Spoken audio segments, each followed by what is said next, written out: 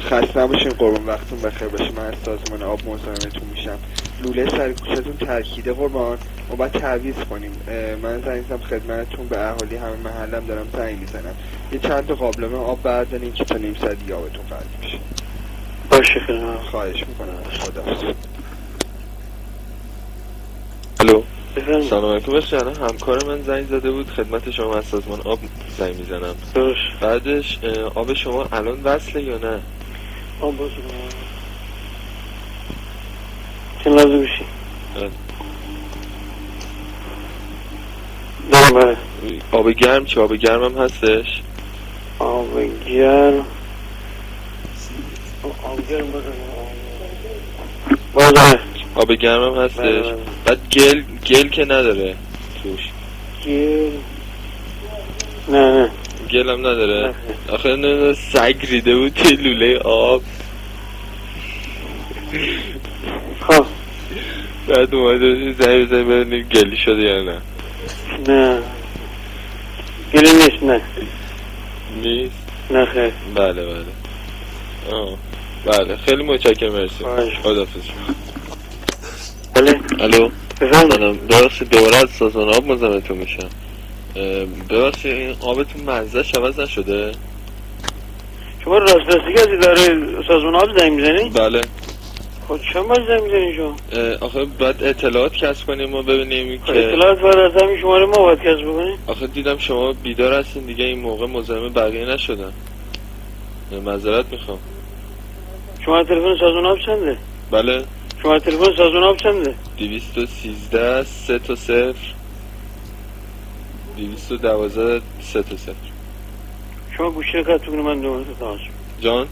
شما گوشی رو قطع کنید. شماره اینجا رو شما میخواین؟ شماره اینجا چیز سانتراله، باید شما بگین وصل کنین تا وصل کنین. شماره داخلی داره. این مدیر عامل شرکت فاضلاب کیه؟ شما میتونید بگید؟ بله. مدیر عاملش همین سازمان میتونید شما بسوشو بگید؟ بله. کیه؟ آقای طاهری. آقای طاهری آقای نظرپوره. جان؟ آقای کدوم منطقه رو شما آخه میگید؟ شما از منطقه همین رشتی شما؟ بله.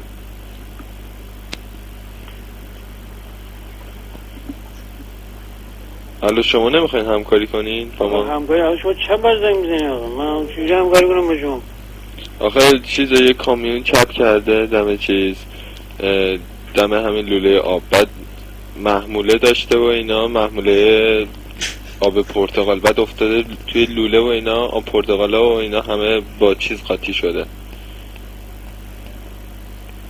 بعد دیگه حالا ما مأموریم که زنگ بزنیم و اینا اطلاعات کسب کنیم ببینیم چجوریه جریان.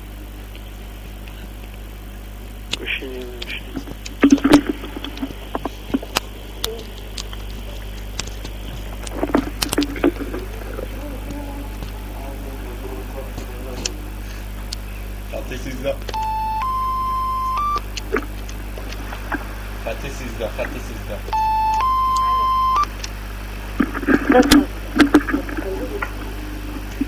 الو. مزاش هم فرق نکرده.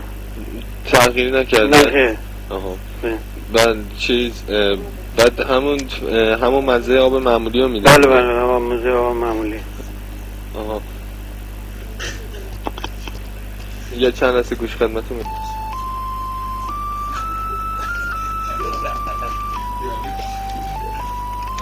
واسه خط 13 مزه آب پرتقال نمیداد نه؟ خیر نه. آها بله خیلی ممنون. مرسی.